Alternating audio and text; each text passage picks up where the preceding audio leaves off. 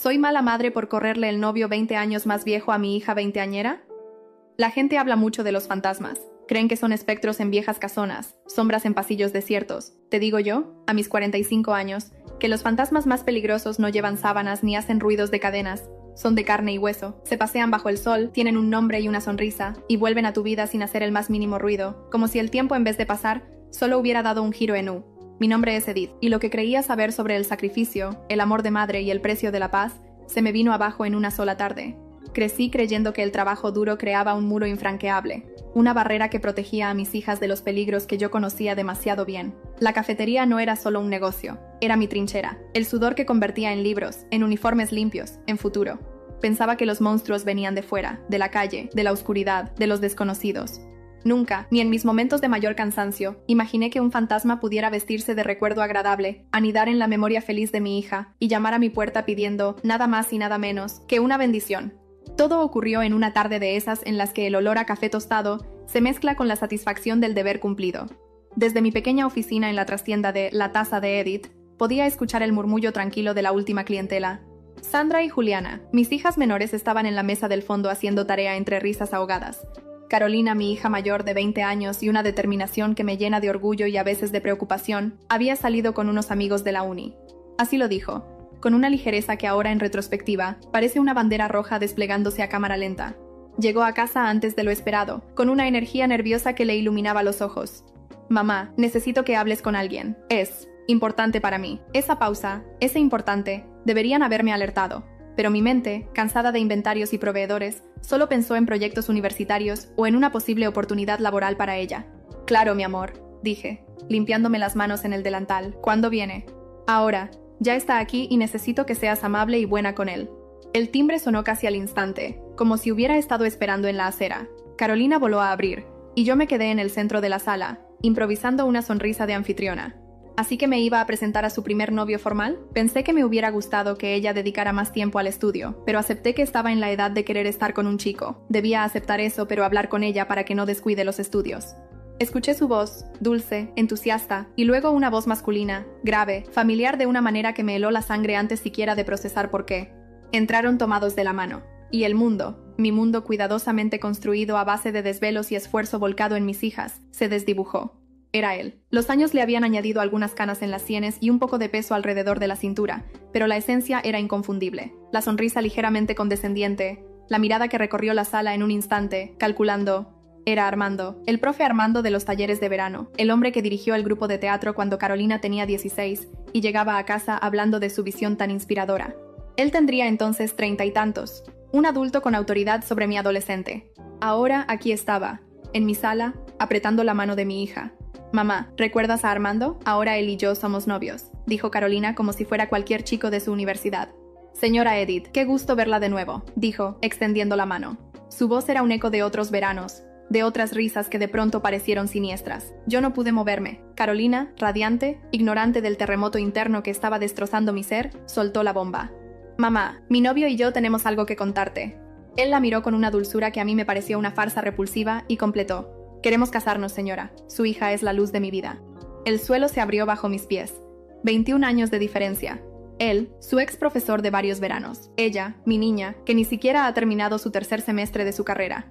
El ruido que salió de mi garganta no fue humano. Fue un grito ahogado, un no, visceral y primitivo que hizo que la sonrisa de Carolina se congelara y que Juliana asomara la cabeza desde el comedor, asustada. ¿Cómo te atreves?, le escupí a él, señalando la puerta con un dedo que temblaba de rabia y pánico. Fuera de mi casa, ahora mismo. ¡Mamá!, gritó Carolina. Pero yo ya no era la madre comprensiva, la negociadora. Era una fiera acorralada y horrorizada con lo que veía. Armando alzó las manos, con una calma que me enfureció aún más. Señora, entiendo su shock, pero... No entiendes nada. Fuera. Lo empujé hacia la puerta, ciega de una furia que nunca antes había sentido. La puerta se cerró de golpe, dejando el eco de su protesta fuera y el llanto histérico de Carolina dentro. Sandra y Juliana me miraban desde el pasillo, con los ojos como platos, asustadas por la mujer en la que me había convertido. Ahora estoy aquí, temblando, con el corazón a punto de estallarme, escuchando a mi hija llorar en su cuarto y maldiciendo al destino. Y una pregunta venenosa empieza a carcomerme por dentro. ¿De verdad soy yo la equivocada? ¿En qué mundo un hombre que conoció a mi hija siendo una niña y le lleva 21 años, ahora puede ser su pareja sentimental? ¿Es esto protección? ¿O es solo el miedo de una madre a perder el control? La noche es larga, y el fantasma, aunque lo haya echado a la calle, ya se instaló para siempre en mi casa. La puerta, al cerrarse detrás de Armando, no trajo el silencio, trajo el estruendo del llanto de Carolina, un sonido gutural y roto que me atravesó como un cuchillo frío. Mis manos aún temblaban y la adrenalina aún hervía en mis venas, pero el primer instinto, el de madre, quiso acercarse a la puerta cerrada de su recámara. «Carolina, mi amor, por favor déjame entrar. Hablemos», dije, apoyando la frente en la madera. Mi voz sonó extraña, ronca por los gritos. La respuesta fue un grito ahogado, lleno de una rabia que no le conocía. «No quiero hablar contigo, lo arruinaste todo. Le dije que eras una mujer madura, que entenderías nuestro amor y fuiste todo lo contrario. Eres una loca celosa». Cada palabra era un golpe, celosa. La acusación me dejó sin aire. ¿Eso era lo que ella veía? ¿Los celos de una mujer amargada hacia la felicidad de su hija? Me alejé de la puerta, derrotada por ese primer asalto. En el pasillo, me encontré con mis otras 2 hijas. Era como ver 2 versiones opuestas del miedo. Juliana, mi bebé de 14 años, estaba pálida, con los ojos llenos de lágrimas silenciosas. Se abalanzó sobre mí y se aferró a mi cintura, escondiendo la cara. «No grites más, mami, por favor», murmuró contra mi blusa. Su fragilidad me recordó lo que acababa de suceder frente a ella, mi pérdida de control. Yo, su roca, me había convertido en un volcán. Sandra, en cambio, estaba de pie más atrás. A sus 17 años tiene una mirada analítica que a veces me desconcierta. No se acercó. Cruzó los brazos y su expresión no era de miedo, sino de reproche. Un reproche calmado y adulto que me dolió más que el llanto de la pequeña. «Mamá», dijo, y su tono era el de alguien que intenta razonar con una persona irracional. «Lo que hiciste estuvo muy mal. Podrías haber hablado». «¿Hablas en serio?» «Hablar. ¿Con ese hombre?» Salió de mi boca antes de poder filtrarlo. «Sandra, tú lo recuerdas, ¿no? Era el profesor de los veranos. Él la veía crecer. Esto es enfermizo. ¿En qué realidad está bien que un hombre 20 años mayor esté con una jovencita que vio crecer?» Sandra movió la cabeza lentamente. «Eso fue hace años. Carolina no es una niña. Tiene 20 años. Es mayor de edad. Y tú la humillaste delante de él. La trataste como a una cría». Hizo una pausa y añadió, clavándome el cuchillo con precisión quirúrgica. «¿Y si de verdad lo ama?» Esas palabras, saliendo de la boca de mi segunda hija, me desorientaron por completo. Esperaba solidaridad, un frente unido contra la intrusión. En su lugar encontré un tribunal doméstico. Juliana, el voto del corazón asustado. Sandra, el voto de la razón fría, y para mí, equivocada. Y Carolina, el voto del rencor, encerrada a cal y canto. Si no quieren ser tratadas como crías, compórtense como adultas. Les he dado toda la confianza y herramientas para que no caigan con tipos así, que se aprovechan de su juventud y les hacen creer que son el amor de sus vidas. ¿Entendieron? Me retiré furiosa a mi recámara. Seguía sin entender por qué Carolina empezó una relación con Armando. ¿Cuándo se dio? ¿Cuándo reanudaron contacto? ¿En qué momento el profesor pasó a ser una opción de pareja? Pasé la noche en vela, sentada a la mesa de la cocina, viendo cómo la luz del alba teñía las paredes.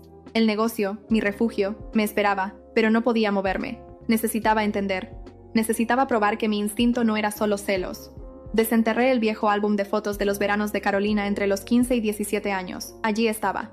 En una foto grupal del taller de teatro, el brazo de Armando descansaba sobre los hombros de Carolina, que sonreía a la cámara con una sonrisa aún infantil mostrando sus brackets y luciendo como una niña de 15 años. En otra, de un picnic, estaban sentados juntos, apartados del grupo, él hablándole muy cerca. Yo los había visto entonces con incomodidad, pero Carolina me aseguraba, «Es solo un profe cool, mamá. Todos quieren ser su amigo». Ahora, esas imágenes me quemaban los ojos. La evidencia estaba ahí, en sonrisas ingenuas y proximidades que ahora se leían con una claridad obscena, y yo tontamente dejé pasar todo. Busqué en mi teléfono el número de Luz, una madre cuyo hijo, David, también estuvo en esos talleres. Éramos camaradas en la espera a la salida. Con los dedos temblorosos marqué. «¿Luz? ¿Soy Edith, la mamá de Carolina?» «Sí, hace mucho que no hablamos. Perdona la hora. Te llamo por una cosa incómoda. ¿Recuerdas al profesor Armando, el de los talleres de verano?» Al otro lado de la línea, hubo un silencio cargado. «¿Armando?» «Sí, claro que me acuerdo», dijo la voz de Luz, de pronto más baja. «¿Por qué? Mi Carolina aparece ahora con él y dice que son novios». El silencio se alargó. Luego, Luz soltó un suspiro profundo. «Edith, yo en su momento también me llevé una mala espina. A mi David le caía bien, pero con las chicas siempre estaba muy cercano. Recuerdo que una vez mi sobrina, que también asistió a esos cursos, me dijo que el profe le preguntaba mucho por su vida privada, que la hacía sentir especial. Me pareció raro, pero como nunca pasó nada más». Su voz se quebró en un tono de culpabilidad. «Dios mío, pobre Carolina. ¿Y qué vas a hacer? No lo sé aún, respondí con honestidad, pero definitivamente no me iba a quedar con los brazos cruzados. Colgué con el corazón acelerado. No era una prueba irrefutable, pero era la validación que necesitaba. No estaba loca, no era celosa, mi alarma maternal tenía fundamento. Agarrada a ese pequeño triunfo amargo, me acerqué de nuevo a la puerta de Carolina. Esta vez no rogué, hablé con firmeza. Carolina, ábreme, necesito que me escuches. No está bien que andes con un hombre 21 años mayor que tú, es demencial. Es manipulador que un hombre de esa edad se acerque a una joven de tu edad, y aún peor que él te dio clases de adolescente. Carolina no contestó, pero insistí. Tú sabes que no es correcto. Por algo no me lo habías contado antes. Además, hablé con Luz, la mamá de David. Ella también notó que la actitud de Armando con las alumnas no era profesional. Esto no es normal, hija. Por favor. La puerta se abrió de golpe. Carolina estaba allí, con el rostro hinchado y los ojos inyectados en sangre pero secos. Ya no lloraba. Había algo más peligroso en ella. Una determinación fría. ¿Y qué? Dijo. Su voz era un hilo tenso. ¿Ahora andas haciendo campaña de difamación contra él? ¿Llamando a todas tus amigas para que digan que es un monstruo? Eres patética, mamá. Soy adulta. Sé de qué va la vida. No tienes derecho a decidir a quién puedo o no amar. Solo quiero protegerte, dije, y mi voz sonó débil, gastada. Ya no necesito tu protección, replicó, esculpiendo cada palabra. Tu protección es solo control. Tú quieres decidir que sí y que no nos conviene. Controlas el negocio, controlas la casa, controlas nuestras vidas, y no puedes controlar esto. No puedes controlar a quien amo, eso te desquicia. ¿De verdad no logras ver qué es lo que está mal en tu relación con ese hombre? No es amor, Carolina. Es algo que él sembró cuando eras una niña y que ahora está cosechando. Es manipulación. Ella me miró con un desprecio que me hizo retroceder. ¿Sabes qué, mamá? No tienes idea de lo que hablas. No tienes idea de quién es él ahora ni de lo que somos nosotros. Y ya no quiero que la tengas. Se dio la vuelta y empezó a sacar una mochila del ropero. Comenzó a meter ropa, a puñados. ¿Qué haces?, pregunté, el pánico regresando en oleadas. ¿Qué parece?, respondió sin mirarme. Me voy. No puedo estar bajo el mismo techo que alguien que desprecia mi felicidad y difama al hombre con el que quiero construir mi vida. No, Carolina, espera, ¿a dónde vas? Donde me respeten, dijo, cerrándole la cremallera a la mochila con un sonido final. Pasó a mi lado, rozándome. En la sala, Sandra y Juliana observaban, paralizadas. Carolina se detuvo frente a ellas. Cuídense, les dijo a sus hermanas. A Sandra le dio un abrazo rápido. A Juliana, que empezaba a sollozar de nuevo, le acarició el pelo. No llores, Juli, todo va a estar bien. Y luego, sin mirar atrás, abrió la puerta de la calle y salió. La puerta no se cerró de golpe esta vez. Se cerró con un clic suave, definitivo. El sonido más aterrador que he escuchado en mi vida. Me desplomé en el sofá, vacía. Juliana corría a mi lado, llorando. Sandra se quedó mirando la puerta cerrada, su expresión de reproche transformada ahora en preocupación y una duda enorme. Lo había logrado. Había expulsado al fantasma de mi casa y, en el proceso, había perdido a mi hija. Ahora, él la tendría para sí, sin mi vigilancia, sin mis preguntas. La batalla había escalado y yo acababa de sufrir mi primera y más dolorosa pérdida. Pasaron 3 días en los que el sonido del clic de la puerta al cerrarse seguía resonando en cada rincón de la casa, como un fantasma acústico. La vibración de Carolina, su energía de 20 años que solía llenar los espacios con música a medio volumen, discusiones por el baño y risas telefónicas, había sido reemplazada por un vacío denso y pesado. Juliana era la más afectada. Mi niña de 14 años se había convertido en una sombra silenciosa.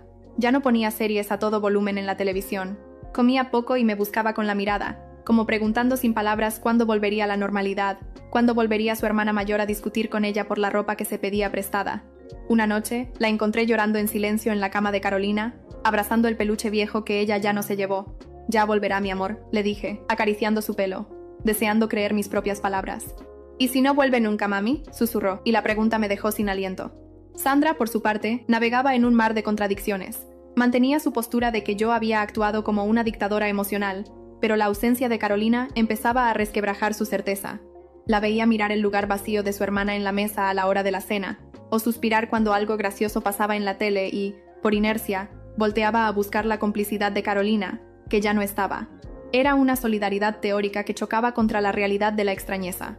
Yo intentaba mantener el mundo en marcha. Mi cafetería, la taza de Edith, mi creación y mi sustento funcionaba, pero era como si operara con pilas gastadas. Servía los pedidos, sonreía a los clientes habituales, revisaba inventarios, pero mi mente estaba a kilómetros de distancia, en un departamento que no conocía, imaginando escenas que me helaban la sangre. «Jefa, el café de la máquina sale muy cargado hoy», me dijo tímidamente Raúl, mi ayudante de siempre. Había preparado el lote con el doble de granos, sin darme cuenta.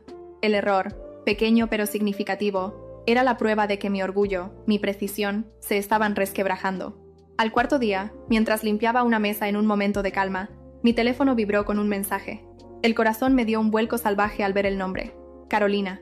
No era una llamada, no era un audio lloroso. Era un bloque de texto frío, perfectamente puntuado, que parecía más un comunicado oficial que un mensaje de mi hija.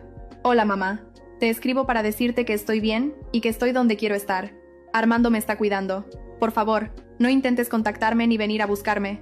Necesito espacio. Hablaré contigo cuando, y solo cuando estés dispuesta a respetar mis decisiones y a disculparte con él por tu comportamiento inaceptable. No hagas esto más difícil. Lo leí 1, 2, 10 veces. Cada palabra era un alfilerazo. Estoy donde quiero estar. Armando me está cuidando. Esa última frase me produjo náuseas, pero lo más aterrador era el tono. No era la Carolina apasionada y dramática que conocía. Esto era frío, distante, casi como si lo hubieran redactado a dos cabezas, o como si le hubieran rehecho el vocabulario. La desesperación por ver su rostro, por encontrar algún rastro de mi hija en ese exilio digital, fue más fuerte que el respeto a su privacidad. Con los dedos temblorosos abrí Instagram. Su perfil era público. Siempre lo había sido, un diario de colores de su vida universitaria, sus amigas, sus salidas. Y lo que vi me dejó helada. El perfil no estaba lleno de declaraciones de amor empalagosas, estaba lavado. Las decenas de fotos con sus amigas de la facultad, las de nuestros viajes familiares a la playa, incluso las selfies tontas con sus hermanas en el salón, habían desaparecido. No archivadas, sino eliminadas. Solo quedaban 12 publicaciones, todas recientes, todas con él. En ellas, Carolina aparecía con una sonrisa que no le llegaba a los ojos, o eso quería creer yo. En una, tomaban café en una terraza elegante. Él, de traje casual, tenía el brazo firmemente alrededor de sus hombros. En otra, salían de lo que parecía un restaurante caro. Carolina llevaba un vestido nuevo que yo no le había comprado, y miraba a la cámara con una expresión serena, vacía. Los pies de foto eran genéricos, días bendecidos, en buena compañía, construyendo futuro. No había rastros de su vida anterior, no había etiquetas a amigas, no había lugares que yo reconociera.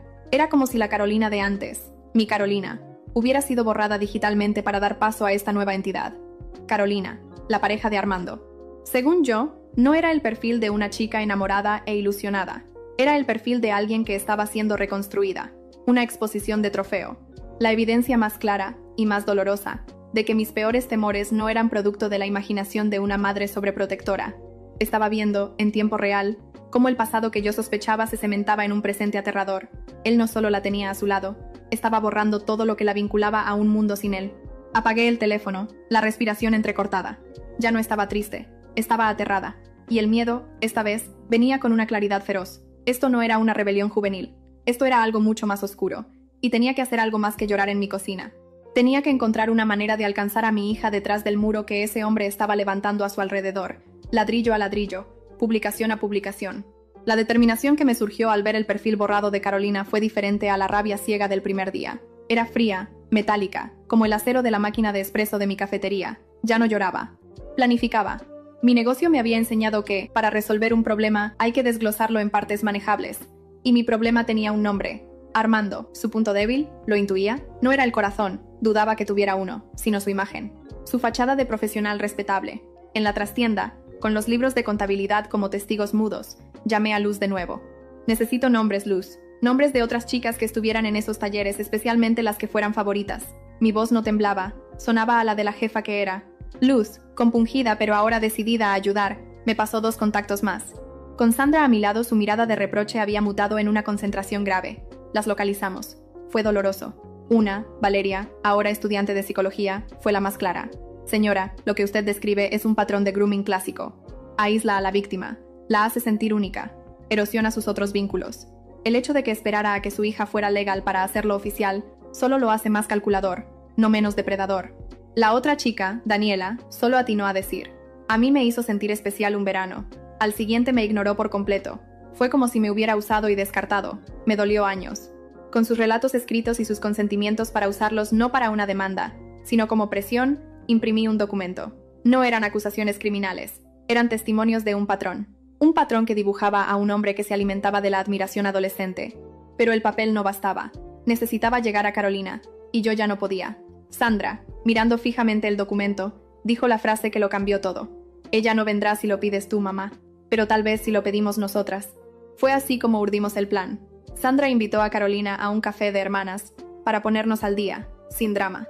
Juliana era el puente emocional. Yo me opuse, aterrada por ponerlas en medio, pero Sandra, con una madurez que me partió el alma, dijo: ella también es nuestra hermana, es nuestra batalla también. El día de la cita, en una cadena de café del centro, me senté en la mesa más alejada, tras un periódico y con una gorra. Carolina llegó con ropa nueva y cara de pocos amigos, pero cuando Juliana, sin poder contenerse, se lanzó a abrazarla llorando, su armadura se resquebrajó un poco. Sandra grababa discretamente el audio con el teléfono sobre la mesa. ¿Por qué borraste todas las fotos con nosotras?, preguntó Sandra, directa al grano. Carolina se puso a la defensiva, porque el pasado no importa. Armando dice que hay que mirar hacia adelante, sanar las heridas viejas. ¿Qué heridas?, insistió Sandra. ¿Las de tener una familia que te quiere? Fue entonces cuando Juliana con la voz temblorosa soltó: extraño cuando me ayudabas con la tarea y me dejabas tu suéter rosa. Ahora ni siquiera pareces tú. Vi como el rostro de Carolina se contraía. Un destello de dolor auténtico cruzó sus ojos. Yo también te extraño, Julie, murmuró. Y por un segundo, fue mi hija otra vez, no la novia de Armando. Fue la hermana mayor. Luego, como si un interruptor se accionara, endureció la mirada. Pero ustedes no entienden. Él me da una estabilidad que nunca tuve. Entonces Sandra dijo: siento que nos quieres borrar de tu vida. Dime que no es verdad. Claro que no es verdad, Sandra. Yo las adoro, pero tengo que luchar por mi relación con Armando. Mamá no le quiere dar un lugar en sus vidas, y él ahora es parte de mi vida. ¿Pero borrarnos?, dijo Juliana. No lo tomes así, dijo Carolina. Es solo un tiempo, en lo que mamá acepta a Armando en la vida de la familia. La conversación siguió, llena de lugares comunes que sonaban a sermón aprendido. Pero la grieta, minúscula, estaba ahí. Sandra la había visto también. Al día siguiente, mi teléfono sonó. Era un número privado, pero lo sabía. Era él. ¿Se cree muy inteligente, Edith? La voz de Armando era un hilillo de veneno, mandando a sus hijitas a hacer el trabajo sucio. Se lo digo, esto se va a poner feo. Esta vez, no me tembló la voz. Hablé con la calma plana de quien tiene un as bajo la manga. Armando, tengo en mis manos 3 testimonios firmados de exalumnas tuyas. Valeria, Daniela, Mariana. Todas describen lo mismo: el favoritismo, los mensajes, el aislamiento, el descarte. Ninguna te acusa de un delito, solo de ser un depredador emocional que repite su guión con adolescentes. Hubo un silencio. Luego, una risa forzada. ¿Y? Son habladurías de chicas resentidas. Quizá.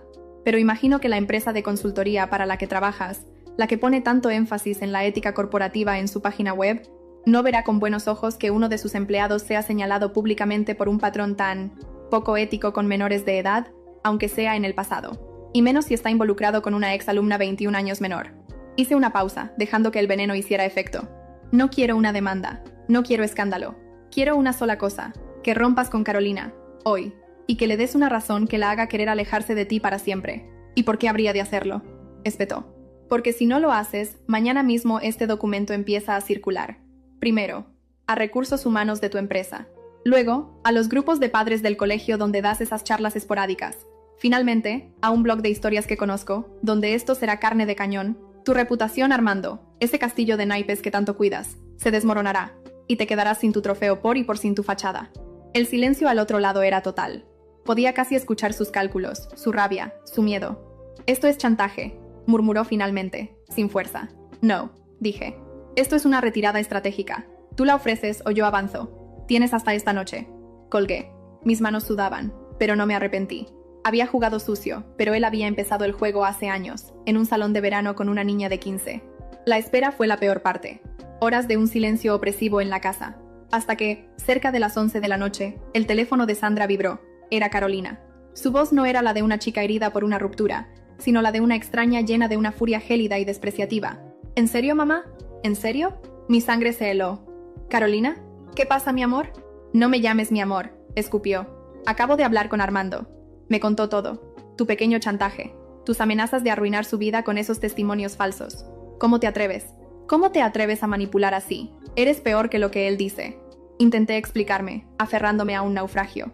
Caro, solo quería protegerte. Él tiene un patrón. Es un hombre peligroso. Tú eres la peligrosa, gritó. Él me lo advirtió.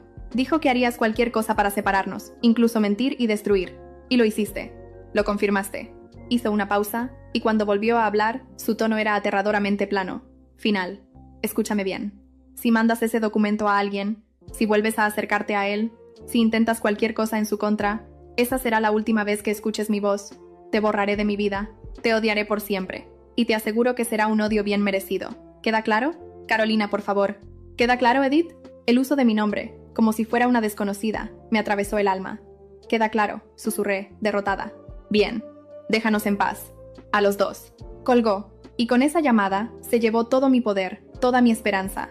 Había intentado jugar al mismo juego que Armando, y él, con la maestría del manipulador experto, había usado mi movimiento en su contra, presentándose ante Carolina como la víctima de una madre histérica y vengativa.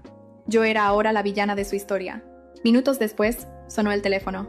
Número privado, lo supe. Edith, dijo la voz de Armando. Era suave, casi melosa, cargada de una burla que solo yo podía detectar. Parece que tuvimos un malentendido. Carolina y yo hemos hablado. Le he explicado tu desesperación, tu incapacidad para verla feliz con un hombre. Ella lo entiende ahora. Lo entiende todo. ¿Qué le hiciste? Forcejeé, pero mi voz carecía de fuerza. ¿Yo? Nada. Solo la amo, y ella me ama a mí. Y tu chantaje, querida Edith, solo sirvió para unirnos más. Para mostrarle hasta dónde eres capaz de llegar. Hizo un clic con la lengua. Un sonido de falsa lástima. Así que te sugiero que guardes esos papeles. O que los quemes. Por el bien de tu relación con ella. Si es que aún te queda alguna. La llamada terminó. Me dejó temblando. No de rabia, sino de una impotencia absoluta. Él había ganado. Había volteado mi única jugada en mi contra. Y me había robado a mi hija con su permiso. Cedí. No por miedo a él, sino por terror a que Carolina cumpliera su promesa. Convertirme en la madre a la que odiaría para siempre. Guardé el documento en un cajón de la trastienda, bajo las facturas viejas. Era mi derrota, archivada y polvorienta. Las semanas se convirtieron en meses, y luego en años. Un desierto de silencio. Carolina cumplió su palabra. Sus hermanas intentaron ser puentes, pero ella mantenía una distancia cortés y gélida. Las pocas veces que la vi en eventos familiares obligados, un bautizo lejano, una Navidad, era una versión pálida y distante de sí misma. Siempre pulcra, siempre con una sonrisa tensa, siempre acompañada de él, quien me dirigía una mirada de triunfo disfrazado de saludo respetuoso. La desconocía. Mi hija mayor se había convertido en la sombra de Armando. Pasaron 3 años largos, amargos. 3 años de cumpleaños con su silla vacía, de noticias de su vida filtradas por terceros, se casaron por lo civil, él la convenció de dejar la universidad para ayudarle con su negocio. La busqué, insistí, rogué a través de Sandra, pero el muro era impenetrable. Él la tenía, y la había alejado de todo y de todos con una eficacia diabólica. Hasta esa lluviosa noche de martes. El timbre sonó tarde, cuando ya solo yo estaba despierta. Al abrir, no la reconocí al instante. Era Carolina, pero consumida. Los ojos hundidos, la ropa holgada, llevaba una pequeña mochila y el cansancio del mundo en los hombros. La lluvia la había empapado, pero parecía no notarlo. «Mamá», dijo, y esa sola palabra, en su voz rota y antigua, contenía un universo de dolor. La jalé adentro sin preguntar, sin dudar. La envolví en una toalla, la senté en el sofá y ella se desmoronó. Los sollozos eran sacudidas violentas, de esas que parecen arrancar el alma por la garganta. Se terminó, logró decir entre hipos. Lo dejé. Tuve que huir casi. Me tuvo encerrada, mamá. Controlaba mi dinero, mi teléfono, a quien veía. Me alejó de mis amigas. Me convenció de que mi familia era tóxica. Sobre todo tú. Hizo que dependiera totalmente de él. Y cuando ya no tuve nada, empezó el desprecio.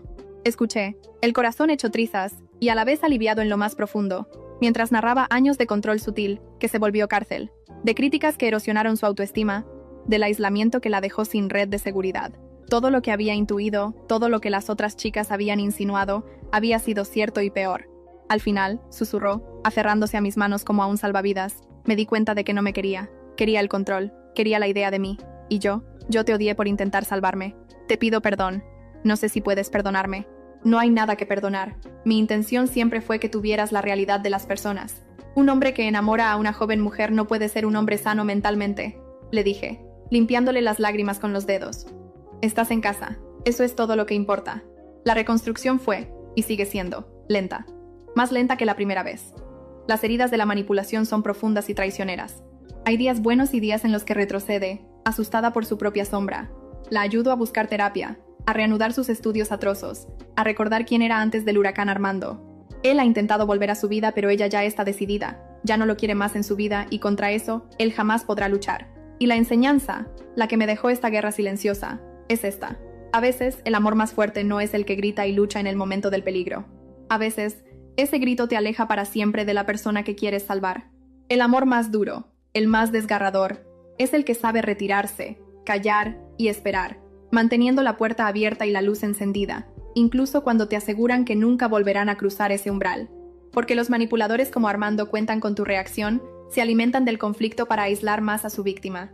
A veces, la única forma de ganar es negarles ese combate, y convertirte no en el muro que chocan, sino en el refugio al que, esperas, eventualmente tendrán que volver. No se lo dije a Carolina así, aún no.